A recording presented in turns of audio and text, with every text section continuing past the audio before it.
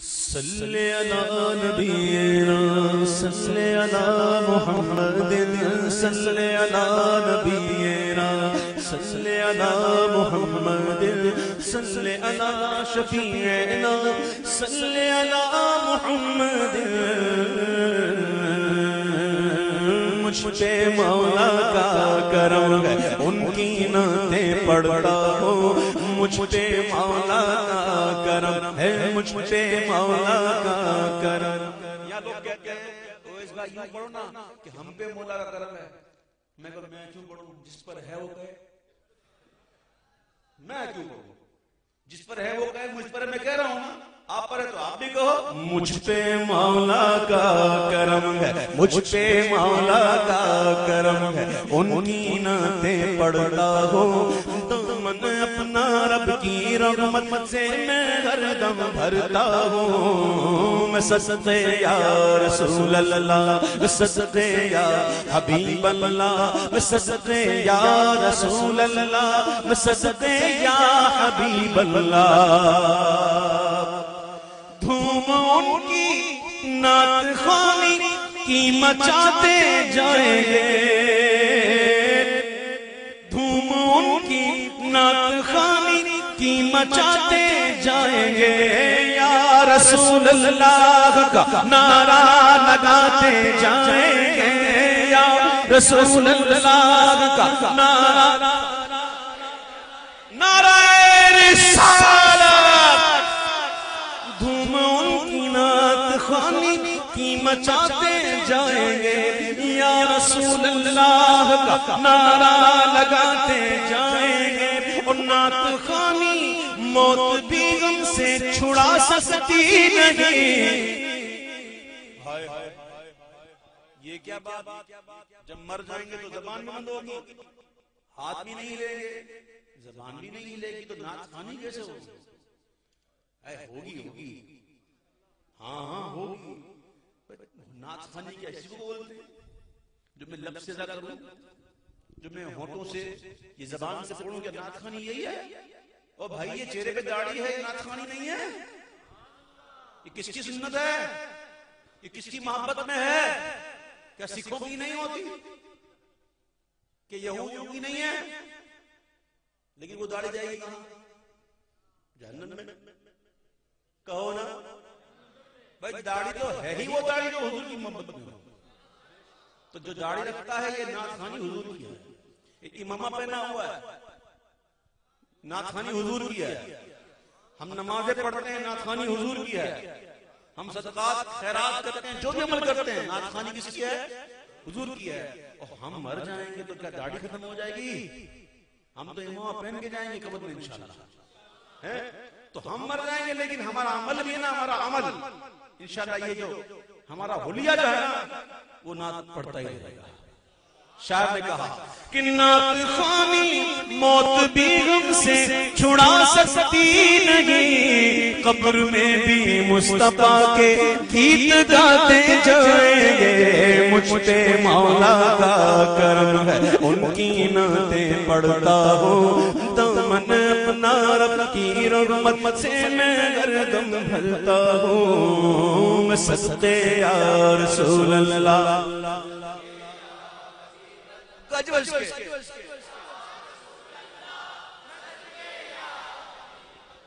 میں صدقے یا حبیب اللہ. کوئی گفتگو ہو لب پر تیرا نام آ گیا ہے تیرا ذکر کرتے کرتے یہ مقام آ گیا ہے تیرا ذکر کرتے کرتے یہ مقام آ گیا ہے. شیخ سعدی کی لکھی ہوئی ربائی بلغ العلا بکمالہ کشف الدجا بجمالہ حسنت جمیع خصالہ صلو علیہ. حضرت خواجہ غریب نواز کے خلیفہ حضرت قطب الدین بختیار کاکی، پھر ان کے خلیفہ بابا فرید الدین گنج شکر، اور پھر ان کے خلیفہ حضرت نظام الدین اولیاء.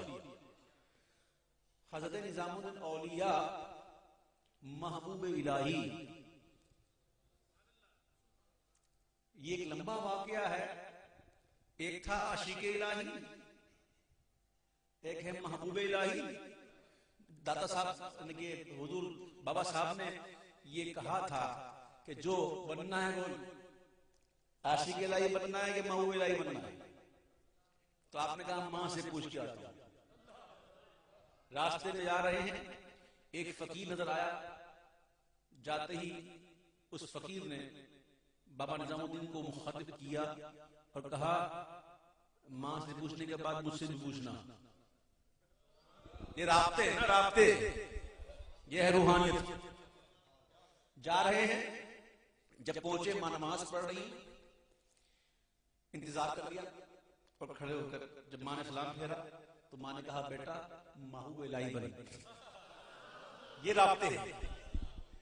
اب جب نہیں، ماں نے کہا تھا بیٹا راستے میں جو ملا تھا نا اس سے پوچھ لے. جب جاتے ہیں تو راستے میں وہ ہوتا ہی نہیں، وہ شخص نہیں ملتا. آپ پوچھتے وہ کہاں تھا، وہ تو مر گیا، وہ کچرے میں پڑا پڑا. وہ شخص جس نے کہا تھا نا مجھ سے پوچھ لینا، وہ کچرے میں پڑا ہوا، مرا ہوا. آپ اس کے پاس گئے اور کہا آپ تو کہا تھا مجھ سے پوچھنا، اب آپ اس حالت میں ہیں. تو وہ کہنے لگے کہ عاشق الہی نہ بننا، محبوب الہی بننا. عاشق بنو گے تو یہ حال ہوگا. جب محبوب الہی بننے کی بات ہوئی اور جب دوبارہ جا رہے ہیں نظام الدین اولیاء بابا صاحب کی خدمت میں، جیسے ہی پہنچتے ہیں بابا صاحب پکارتے ہیں محبوب الہی، محبوب الہی نظام الدین، محبوب الہی نظام الدین. یہ رابطے ہوتے. اسی محبوب الہی خواجہ نظام الدین اولیاء کے بہت چہیتے مرید تھے امیر خسرو. چھاپ تلک سب چھین لیے مجھ سے نینو ملے گے. بڑے چہیتے تھے. اب چہیتے تھے اور لاڈ میں کہتے ہیں کہ حضرت کوئی توجہ کیجئے نا، میں بھی لکھ دوں جیسا سعدی نے لکھا. توجہ فرمائے میں بھی کچھ ایسا لکھ دوں. آپ نے فرمایا نہیں. ضد کی حضور توجہ نہیں. پھر ضد کی حضور توجہ فرمائیں گے تو کرم ہو جائے گا. اب توجہ فرمائی آپ نے. پیر تو پیر ہوتا ہے نا، وہ منگل بدھ والا پیر نہیں، وہ پیر تھے، واقعی پیر تھے، ڈبا پیر نہیں تھے. آج کل ڈبے پیر بہت ہیں، ڈبا پیر نہیں، وہ پیر تھے. اور پیر کی قسم بتاؤں گا تو بات زیادہ آگے جائے گی، اس لیے یہیں پہ اتفاق کرتا ہوں. ٹھیک ہے. اچھا پھر توجہ کی مرشد نے. اب جب توجہ کی تو پردے اٹھے. جب پردے اٹھے تو کیا دیکھتے ہیں؟ دیکھتے ہیں کہ سرکار دو عالم صلی اللہ تعالی علیہ وسلم تخت پر تشریف فرما، مسند پر آپ جلوہ گر اور پیچھے سادی کھڑے ہوئے، ہاتھ میں پنکھا ہے اور پنکھا جھول رہے ہیں حضور کو، اور جھولتے جھولتے کہہ رہے ہیں بلغ العلا بکمالہ کشف الدجا بجمالہ حسنت جمیع خصالہ صلو علیہ. جب منظر یہ دیکھا امیر خسرو نے تو کہنا پڑا کہ جس کا حصہ تھا وہ لے گیا. اپنے اپنے حصے کی بات ہوتی ہے. شاعر نے کہا کوئی گفتگو ہو لب پر تیرا نام آ گیا ہے، تیرا ذکر کرتے کرتے یہ مقام آ گیا ہے. جسے پی کے شیخ سعدی بلغ العلا پکارے، میرے دستے ناتواں میں وہی جام آ گیا ہے. مجھ پہ مولا کا کرم ہے، ان کی نعتیں پڑھتا ہوں، دامن اپنا رب کی رحمت سے میں گردوں بھرتا ہوں. میں صدقے یا رسول اللہ، میں صدقے یا حبیب اللہ، میں صدقے یا رسول اللہ.